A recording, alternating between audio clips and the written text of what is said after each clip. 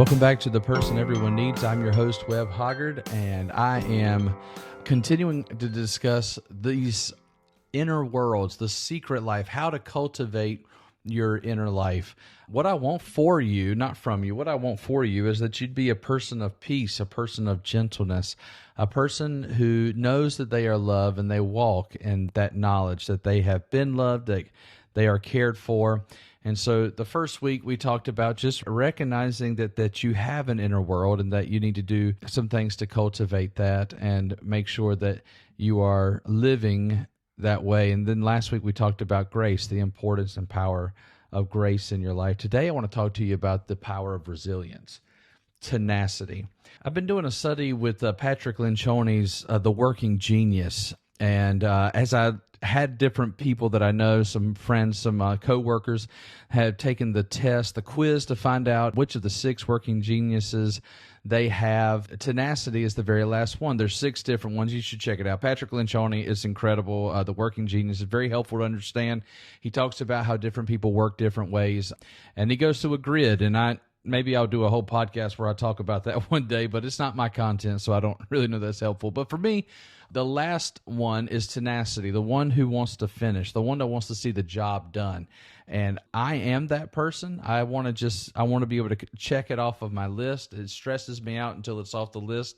And so it gives me a lot of comfort to be able to do that. And I also like it in other people because when I'm working with people that want to see the job done, eventually I want to go home and know that it's over with. So tenacity is very, very important for me. Well, when it comes to cultivating the inner life, what I see in a lot of people is there's a lot of people that live most of their life thinking, yeah, well, I can handle that tomorrow. I can fix that tomorrow. I will go for that walk tomorrow, or I will begin to think about what I need to get fixed tomorrow. I'll work on my marriage tomorrow. I'll make sure that I spend time with my kids tomorrow. I'll start the Bible tomorrow. The idea is that always I've got more time tomorrow than I've got today. But it's going to be the same 24 hours. And at some point, you're going to have to start the thing. And tomorrow is weird. It's a weird thing, and I don't think we often think it's not like a mind-blowing thing or anything, but I just want you to know you're going to wake up tomorrow, and then what you thought was tomorrow today will not be tomorrow. There will be another tomorrow, and you'll have to say to yourself again, you will probably say to yourself again, oh, I got time. I will do it tomorrow. And then tomorrow never comes because by the time that tomorrow is here, tomorrow is today, and then there's a new tomorrow. And so you could just keep putting it off to the next day. Tenacity gives you the power to say, why put off to tomorrow what I could get done today? Why not go ahead and take the trash out tonight? Why not go ahead and pay the bills up? Why not go ahead and schedule the date with your spouse? Why not go ahead and have the conversation? Now, there are times where patience wins out. There are times where grace needs to be given. But there's a lot of things in our life that we keep waiting on. And in fact, there's some of us that even know, the moment we have a health scare, I would finally probably sober up and begin to do what I need to do. What if you were to have the tenacity to begin doing what you need to do now before you're in a crisis or an emergency mode? You say, well, no, you don't understand. I'm a procrastinator, and I just get more energy when I do it that way. Well, what if you decided that you were no longer going to be a procrastinator, but you decided you were going to be a proactive person? You can be procrastinating or you can be proactive.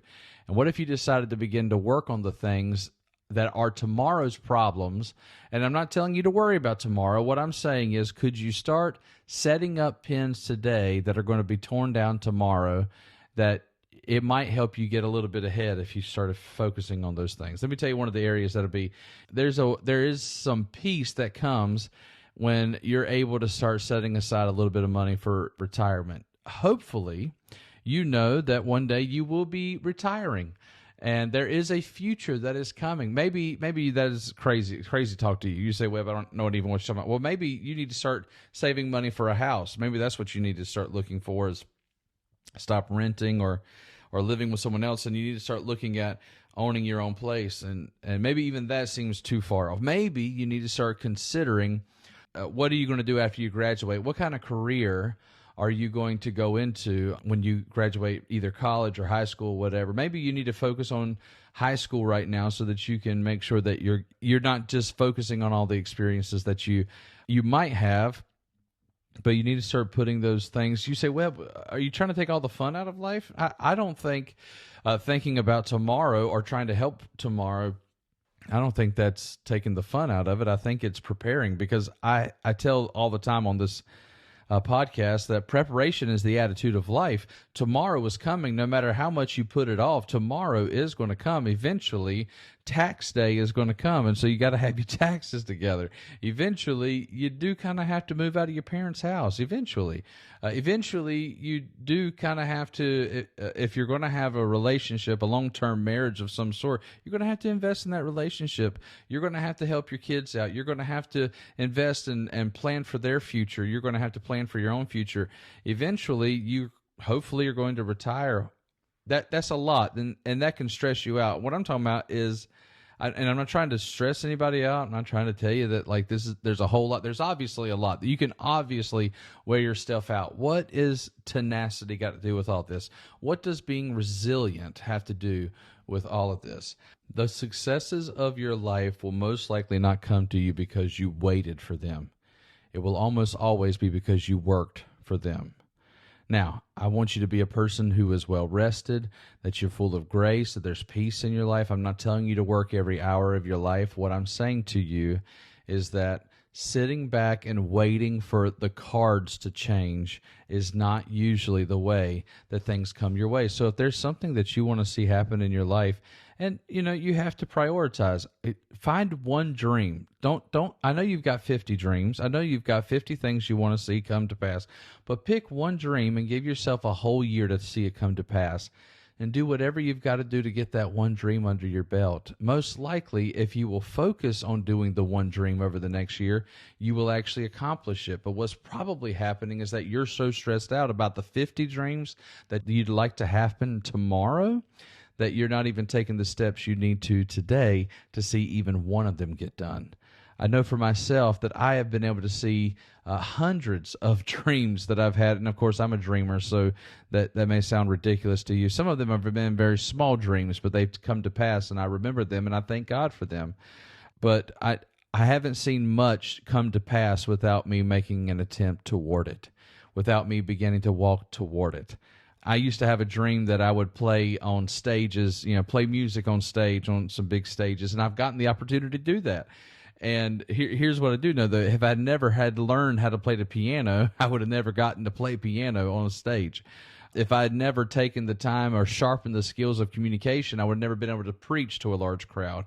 So the point is, whatever those things are that you want to see, what could you do today? What could you spend just 10 minutes a day sharpening that skill that would help you get there tomorrow? Are you tenacious? Are you being deliberate, intentional in your life, doing what you can to make tomorrow just a little bit easier, a little bit better, a little bit stronger?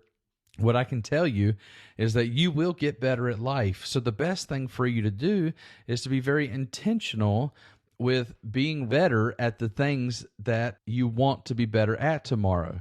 I understand that a lot of you may have a job right now that you don't particularly love or like, or it's not like what gives you life or whatever. Well, that's fine. You have to have money. You have to take care of your family.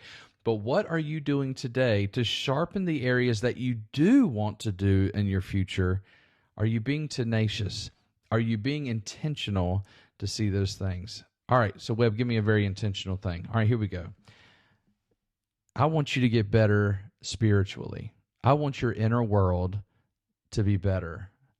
So, what practice, what habit, what area of your life could you begin to do perhaps every day that would help you connect to God better and to know yourself better, that you would be a more authentic, genuine person because you took the time to learn these things about yourself? What are some habits? What are some everyday things that you can do? What are some everyday things you could do in your home that would help your anxiety level stay lower? Are there things that you can do every day that would help that anxiety stay down? Is there a time alone that you need to take by yourself. Hey, is there some things that you know that need some attention, but you keep waiting, and you're going to basically wait until they break down? Do you know that your car needs oil changed?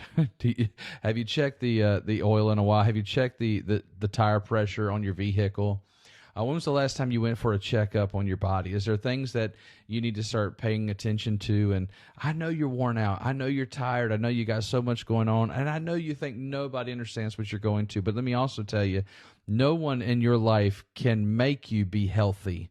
And so if you're ever going to be a well-balanced, well-adjusted, healthy, mature, and toward perfection type of person, you are the one who's going to have to be tenacious. You are the one who's going to have to make that decision to be resilient, even when everything else is coming against you. Your child is never going to ask you to make yourself healthy. But your child, I promise, your kid wants you to be healthy. Your boss wants you to be emotionally healthy. They're never going to tell you what to do that, because they're not allowed to do that.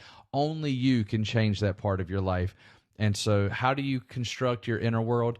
Well, you're going to have to be resilient. There's going to be some things you have to do every single day to make yourself the kind of person you want to be. Because what I want for you more than anything is not for you to be what I think the person everyone needs to be. I'm telling you from the bottom of my heart, you being who you want to be, that's the person everyone needs.